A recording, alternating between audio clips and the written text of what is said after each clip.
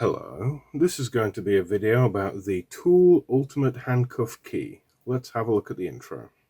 TOOOL's greatest creation, born from dedication. At a Christmas meeting, a new legacy's beginning. Took the measurements from every cuff, knowing it was enough. Statistical science, a brand new standards growing up. The compatibility king, It's the truth unlocks a vast array. for me and you. From the split bit mechanism to the standards old and new. The TOOOL Ultimate Handcuff Key coming through. The ultimate key, yeah. The ultimate key, yeah. Right, so in recent months and years there's been an increase in people collecting, picking and escaping handcuffs. So I thought we'd revisit this topic, because not everyone knows. This is the TOOOL Ultimate Handcuff Key on a necklace. The TOOOL stands for the Open Organization of Lockpickers, and they got together one Christmas, I think in 2009, and they brought all their cuffs and all their keys and they started taking measurements because they found that one brand of key for one handcuff doesn't necessarily work in another, and there's many examples of that. I'll put a link in the description to a previous video where I actually demonstrated that. So they did a bunch of statistics in Excel with all the measurements and they came out with this. So they took a standard Smith & Wesson key, which they determined at the time was the best key to start from, and they shrink the bit, which I like to do using a rotary tool. So they shrink the bit until the length is 3 millimeters, or just a hair under 3 millimeters. Then you cut a split, and I use a junior hacksaw for this, and using my thumb, because you have to get it as central as possible for the split, I use my thumb to guide and very lightly scratch, and then I have a look. If it's about central, then I scratch it a bit more, and when I've worked up enough of a rut, then I can carefully go a bit more vigorously to get the split. And you also widen the hole, which I've got different bits for the rotary tool for that, but you can also use diamond files. So this makes it really compatible. And at the time, because there's a brand of cuff called Kyung Chang, which is a South Korean handcuff, it's known for getting keys trapped. I will put a link in the description that specifically covers that, and I explain and demonstrate how and why they get trapped and what to do. You don't need specifically to have a Smith & Wesson key to make this. You can use even a standard rubbishy handcuff key that you might get with Chinese brands or TCH or HIATT, that kind, and it would look like that. So you can see the bit is a lot more narrow, and there's a split in the TOOOL version. And the reason for the split is that certain handcuffs, like here is an American Chicago brand X22, you put a normal key in and it won't turn because there's a sheet of metal inside that the bit smacks into. So in order to open this and the other two I'm going to show you, you have to have a key with a split. So this is a basic key that I've modified. Widened the hole, shrunk the flag, and put a cut in the middle of it. So we put the key in, then pull it out a little bit to align the dividing metal so that it goes into the split of the key, and then it opens. Easy. This is an older, more hard to find pair of Yuil from South Korea. This is a pair that requires the split. So if I put a normal key in, I can turn it, but again, it smacks into the dividing metal and won't work. But if I put this very basic version of a TOOOL handcuff key in, turn it until I meet the metal, and just lightly pull it out and feel until I get the dividing metal into the slot in the key, then the cuff opens perfectly. And the last example here is the ASP blue high security mechanism.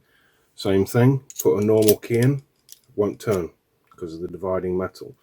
Put in the tool handcuff key, pull it out just a little bit, and we get the alignment, and hey presto.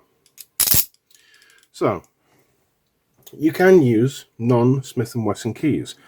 This is on a necklace. I've actually got one on right now, and I like the original version like this. However, there is a modification that you can do in addition. This wasn't covered in the original spec, but you can use a rotary tool and grind the back side of the key off so that it's kind of cut and slanted on the side. And supposedly many people find that when you're trying to do handcuff escapes and things behind your back, that the fact that the back is cut off of the key, it helps you to navigate your way into the keyway. So this is a really functional little addition you can do. I find it's a good addition, but if you're going to wear a key as a necklace or some other kind of jewelry or something, I personally don't recommend having the split, because it's very easy to pull on threads because it's kind of sharp. Even when you try to dull it, it's a little bit grippy for clothing. But that's an example of an additional thing you can do on top of the other modifications. Here is a gold-plated Zac tool key that I've done the modification to. Again, it works perfectly. This is a Peerless key that I've installed in an extender. Again, works flawlessly. This is a Brazilian handcuff key by Algemas brand. That also I have decided to put the back cut modification on that. That works perfectly. And this is a Polish Kel-Met key. I did have to do more modifications on this to get it right, because the key, the flag doesn't just stand up, it kind of scoops in, kind of like an upside down like that. So I had to file these side bits off so that it would stick more straight. But again, once modified, that also works. So while you can, if you have access, especially in America, if you have access to the OG, the original Smith & Wesson style, then I would say go ahead and make one of these. You just make the flag a hair under 3 millimeters wide, cut a split as small as you can, but keep it to under 1 millimeter if possible, just so a triple pull cuff won't have a pull slide down inside it. And then widen the hole with either a cylindrical file, needle file, or a cylinder diamond engraving bit on your multi-tool. And you'll end up with a key that is incredibly compatible. Currently, at this moment in time, I've got 140 items in my primary collection, consisting of handcuffs and leg irons. And out of the entire collection, over 70% are operated with this one key. Now, if we strip away just the obvious ones that would never fit, that have got giant keyways, antiquated keyways from the Victorian era, or more obscure high security ones, if we stick with just the standard style, whether or not they're high security or not, if it takes a standard style key, it works in 100%. Every single pair that I've got, it will function with. So if you collect handcuffs, or you're into picking handcuffs, doing escapes and things, I would actually suggest, why not make one? Or 10. You know, because it's nice to have. It's a handy key. You can stick it in your wallet or on your key ring, and you've got the most compatible key that has the biggest chance of being able to open a handcuff, which could be very useful for safety reasons.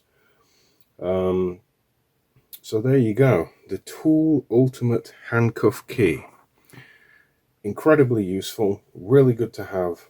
So there you go. I'll put a couple of links in the description, one covering the compatibility, where I actually show examples of this brand's key doesn't work in this one does, this one does, this one doesn't. I go backwards and forwards and score them, and the other video will be a specific deep dive into the issue with Kyung Chang handcuffs, so you can see why it eats keys and how to not get your keys stuck.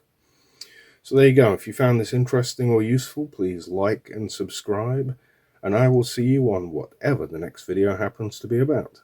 Thank you.